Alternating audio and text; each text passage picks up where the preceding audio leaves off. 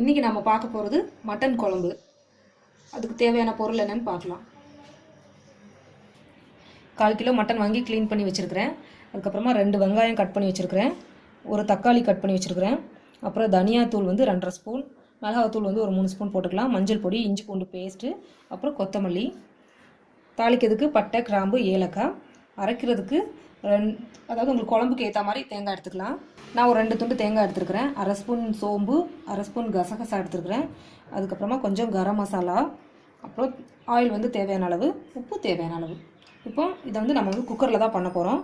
எப்படி செய்கிறதுன்னு பார்க்கலாம். ஸ்டவ் ஆன் பண்ணி குக்கர் வச்சுருக்கிறேன்.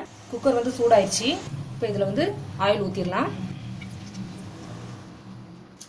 இப்போ பட்டை, கிராம்பு, ஏலக்காய் 3 போட்டுடலாம். அடுத்து வெங்காயம் போட்டுடலாம்.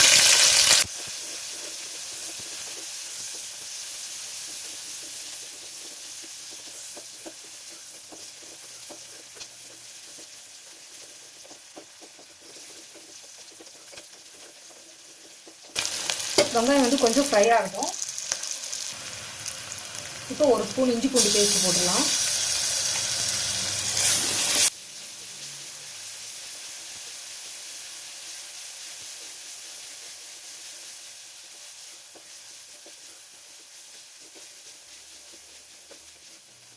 தக்காளி போட்டுடலாம். இப்போ தக்காளி வெங்காயம் வதங்கிறதுக்காக கொஞ்சமாக உப்பு போட்டுடலாம்.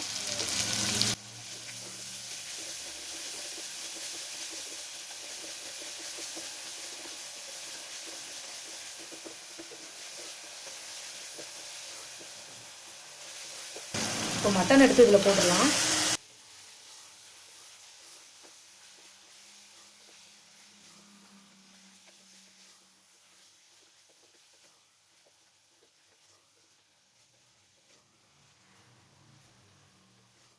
அரை ஸ்பூன் மஞ்சள் பொடி போட்டுடலாம்.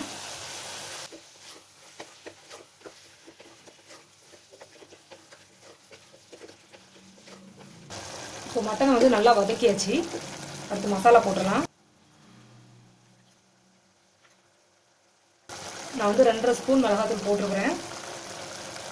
அதே அளவுக்கு மல்லிப்பொடியும் போடுறேன்.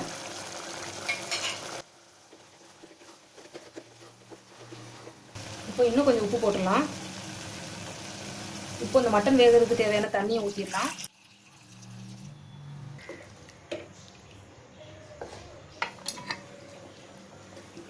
இப்போ நம்ம மசாலாலாம் போட்டாச்சு, தண்ணி ஊற்றியாச்சு, உப்பெல்லாம் போட்டாச்சு. இப்போ மூடி வச்சு மூடிடலாம். மட்டன் வேகிறதுக்கு ஒரு 5 விசில் வைக்கலாம். அதுக்கப்புறமா நம்ம ஓப்பன் பண்ணி பார்க்கலாம். மட்டன் வெந்துட்டுருக்கட்டும். தேங்காய், கசகசா, சோம்பு இதெல்லாத்தையும் தண்ணி ஊற்றி நல்லா ஃபைன் பேஸ்ட்டாக அரைச்சிட்டு வந்துடுறேன். தேங்காவை நல்லா பேஸ்ட் மாதிரி அரைச்சாச்சு. இதை ஒரு சைடில் வச்சிடலாம். மட்டனில் 4-5 விசில் வந்துச்சு. நான் ஸ்டவ் ஆஃப் பண்ணிவிட்டேன். இப்போ ப்ரெஷர் போயிருக்கும். இப்போ எடுத்துகிட்டு பார்க்கலாம்.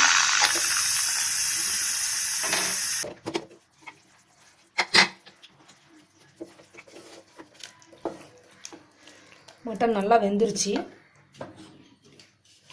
இப்போ உங்கள் அரைச்சி வச்சுருந்த தேங்காவை ஊற்றிடலாம். திரும்பவும் ஸ்டவ் ஆன் பண்ணிடலாம்.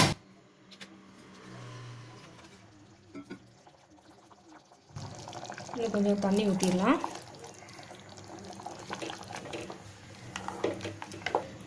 இப்போ இங்கே இருக்கிற கரம் மசாலாவை கொஞ்சம் போட்டுடலாம்.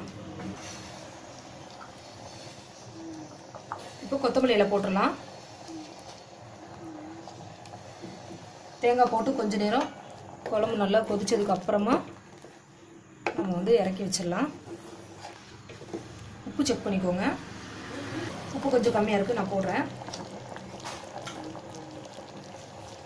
தேங்காய் ஊற்றி ஒரு 10 நிமிஷம் நல்லா கொதிச்சிருச்சு.